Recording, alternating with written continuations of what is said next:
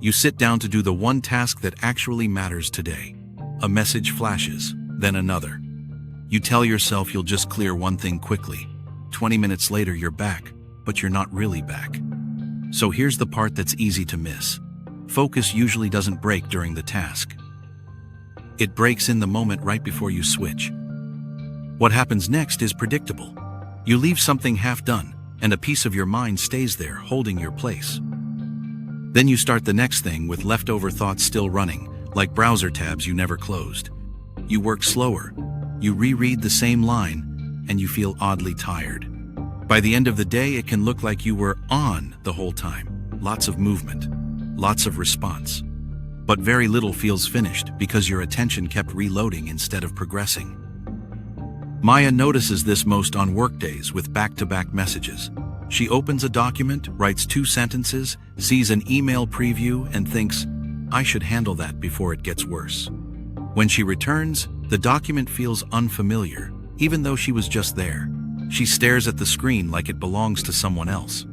Most explanations stop at "you're addicted to distraction." That version sounds clean, but it misses what actually drives the switching in the middle of a normal day.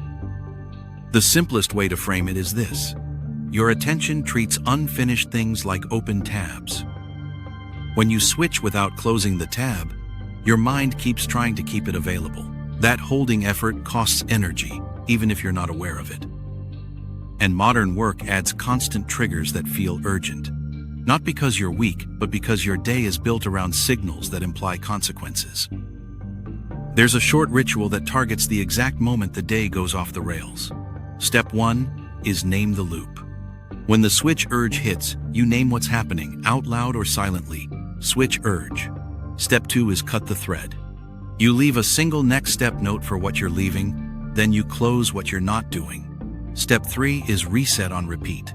You return to the current task and restart it with one tiny action, not with a full plan. That's the whole idea. It's not about being tougher. It's about making switches cleaner, so they stop leaking into the next hour. One reason focus feels impossible now is false urgency. A ping lands, and your body responds before your mind decides.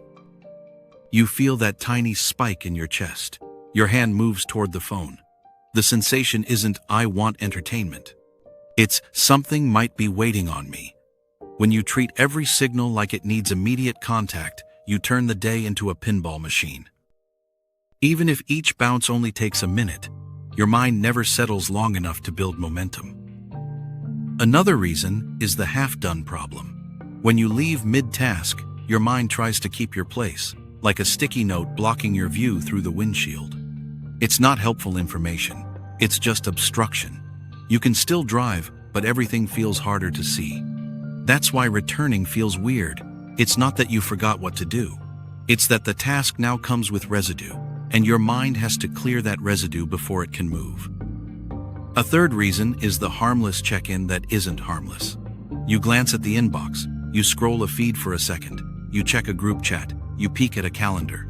Each one seems small, but each one restarts the day.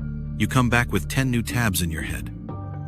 Switching all day starts to feel like a playlist stuck on shuffle.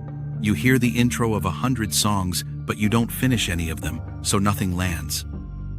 A fourth reason is reloading cost. When you jump between very different tasks without a handoff, you burn time rebuilding context. You reopen a file, and you have to remember what you meant by that sentence. You look at a spreadsheet, and you have to reconstruct what the numbers were supposed to answer. The work itself isn't always hard. The re-entry is. This is where people usually try to solve it with stricter rules or more pressure.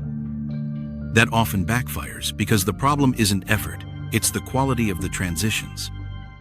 3 micro tools help because they are small enough to use in real time. The first micro tool is the switch label. When you feel the urge to jump, you label it switch urge. Then you take one slow breath while your hand stays off the keyboard or phone. The point isn't calm, the point is a half second of choice. Maya uses this at 2 points. She uses it when a message preview pops up. And she uses it when she gets the thought, I should just check real quick. The label doesn't solve the day, it just stops the automatic reach. The second micro tool is the next step note. Before you leave anything, you write one line that starts with "Next step is." Next step is rewrite the second paragraph. Next step is reply to accounting with the attachment. Next step is call the client and confirm the time. One line. Then you close the tab or window you're leaving. Not minimized, closed. The note becomes the bridge back, so your mind doesn't have to keep holding the place. The third micro tool is the exit timer. When you enter a reactive place like email or messages, you set a short timer and you exit when it ends. Not because you're rigid, but because reactive work expands to fill whatever space it gets. If you don't give it an edge, it becomes the whole day. This part is context dependent. The evidence is mixed on whether timers improve performance for everyone, because some people find the countdown stressful. But as a boundary for reactive loops, it often works better than willpower does. Now the common mistakes, because these are what keep the loop alive even when you care. One mistake is keeping notifications on, because being available feels like being responsible. The cost is that you never get a clean stretch of attention. Your day stays in responding mode, and your real work becomes something you do between interruptions. Another mistake is opening the inbox for one reply, then doing a full scan out of habit. You didn't mean to start triage. But scanning creates new obligations in your head. Even if you close it, you carry the unfinished awareness back to your task. The third mistake is starting a task without deciding what done for now looks like. Then any bump knocks you out of it because you weren't anchored to a next step. You return and you don't know where to re-enter, so you switch again to something easier to start. This approach has a clear limit. It helps with clean switching and re-entry.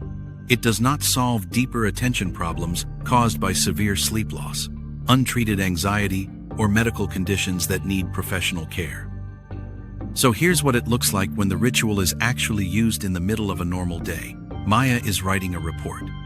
A chat message comes in. Her body wants to click it. She uses the switch label. Switch urge. One breath. She decides the message can wait until her next check window.